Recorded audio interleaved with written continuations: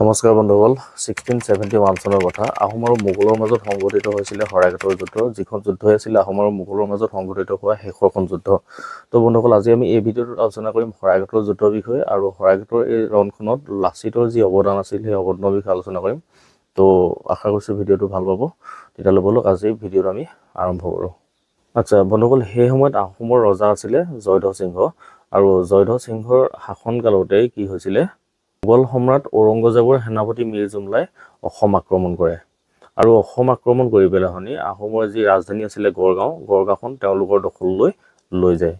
আহোমৰ ৰাজধানী গড়গাঁওখন দখল কৰাৰ পাছত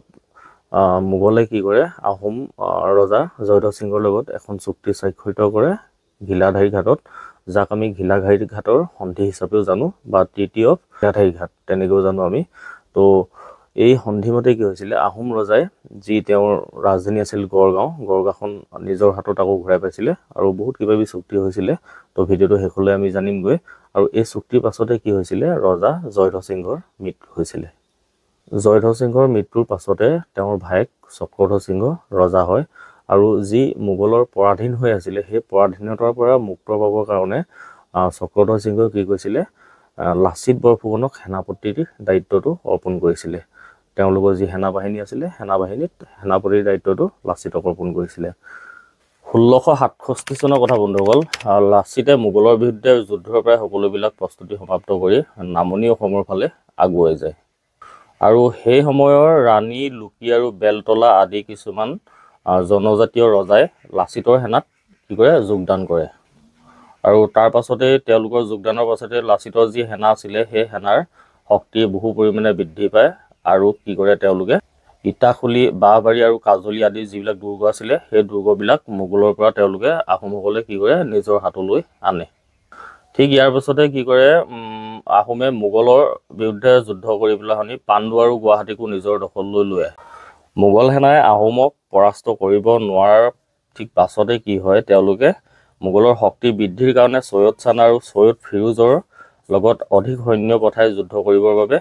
কিন্তু লাচিত বৰফুকনৰ সৈন্যৰ সৈতে টিকিব নোৱাৰিলে তেওঁলোকে আৰু সৈয়দ চান আৰু সৈয়দ ফিৰোজক তেওঁলোকে বন্দী কৰে লগতে বহুতবিলাক সৈন্য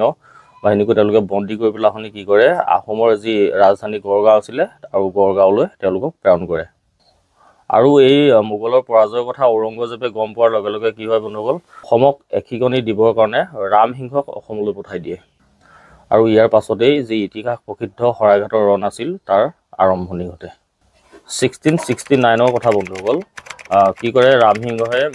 আহোমৰ বিৰুদ্ধে যুদ্ধ কৰিবৰ কাৰণে প্ৰায় 30,000 যোদ্ধা আৰু 18,000 আশ্বাৰোহী আকৌ 30,000 আপোনাৰ ধনুৰ্ধাৰী আৰু প্ৰায় 30খন যুদ্ধ জাহাজ লৈ পেলাহনি গোৱালপাৰাত উপস্থিত হয় তেওঁলোক লগে লগে কি হয় আহোম সেনাই মোগলৰ এই আক্ৰমণৰ কথা গম পায় খবৰ পায় আৰু তেওঁলোকে কি কৰে তেওঁলোকক ভেটিবৰ কাৰণে আকৌ আহি পেলাহনি গুৱাহাটী পায়হি গুৱাহাটীৰ উত্তৰে আমিনগাঁৱৰ শৰাইঘাটৰ দুৰ্গত অতন বৰগোহাঁই আৰু ইটাখুলিত লাচিতে নিজেই থাকি পেলাহনি যুদ্ধৰ বাবে প্ৰস্তুতি চলায় আৰু মোগলক প্ৰতিহত কৰিবৰ কাৰণে লাচিতে শৰাইঘাটত থকা আহোম সেনা ছাউনীৰ চাৰিওফালে এটা গড় নিৰ্মাণৰ ব্যৱস্থা কৰে যিটো গড়ৰ দায়িত্ব আচলতে তেওঁ নিজৰ মোমাইকক দিছিল সেই গড়টো একে ৰাতিৰ ভিতৰতে সাজি উলিয়াবৰ কাৰণে কিন্তু পিছলৈ কি হয় মোমাইকে গাফিলতি কৰাৰ কাৰণে সেই গড়টো নিৰ্মাণ কৰিব নোৱাৰিব বুলি ভাবি লাচিতে তেওঁ নিজৰ মোমাইককে কি কৰে শিৰচ্ছেদ কৰিছিল আৰু একে ৰাতিৰ ভিতৰতে সেই গড়টো নিৰ্মাণ কৰি উলিয়াইছিল আৰু লাচিতে কি কৰিছিল তেতিয়া দেশতকৈ মোমাই ডাঙৰ নহয় বুলি তেওঁক সেই মৃত্যুদণ্ড প্ৰদান কৰিছিল আনফালে কি হয় ৰামসিংহই সেই শৰাইঘাটৰ যি গড় নিৰ্মাণ কৰিছিল চাৰিওফালে তো গড় নিৰ্মাণৰ খবৰ পাই পেলাহনি শৰাইঘাটৰ দিশে আগবাঢ়ি আহে যুদ্ধ কৰিবৰ কাৰণে কিন্তু বন্ধুসকল তেওঁলোকে এই যুদ্ধটো জয়লাভ কৰিব নোৱাৰিলে তাৰপিছত কি হয় জয়লাভ কৰিব নোৱাৰি তেওঁলোকে দৰঙৰ ফালে আগুৱাই যায়গে কিন্তু দৰঙত তেওঁলোকে স্থলযুদ্ধত জয়লাভ কৰে যদিও কিন্তু পিছত কি হয় তেওঁলোকে যিখন স্থলযুদ্ধ লাগিছিল পানীত যুদ্ধ হৈছিল সেই যুদ্ধত তেওঁলোকে জয়লাভ কৰিব নোৱাৰিলে আৰু সেই যুদ্ধত জয়লাভ কৰিব নোৱাৰি তেওঁলোকে পুনৰ পিছুৱাই আহে হাজোৰ দিশে আৰু ঠিক তেনেতে কি হয় বন্ধুসকল ৰামসিংহ আৰু ৰছিদ খান আছিল গুৱাহাটীৰ এজন প্ৰাক্তন থানাদাৰ তেওঁলোকৰ মাজত মনোমালিন্য হয় আৰু মোগলৰ মাজতে তেওঁলোকে বিশৃংখলতাই দেখা দিয়ে আৰু নিজৰ মাজতে হোৱা খোৱা কমৰাৰ ফলত কি হয় আহোম সেনাই তেওঁলোকৰ সুবিধাখিনি গ্ৰহণ কৰে আৰু ইয়াৰ সুযোগ লৈ কি কৰে আহোম সেনাই ক্ৰমে শুৱালকুছি আৰু চেঁচাৰ যুদ্ধত মোগলক পুনৰবাৰ পৰাস্ত কৰে।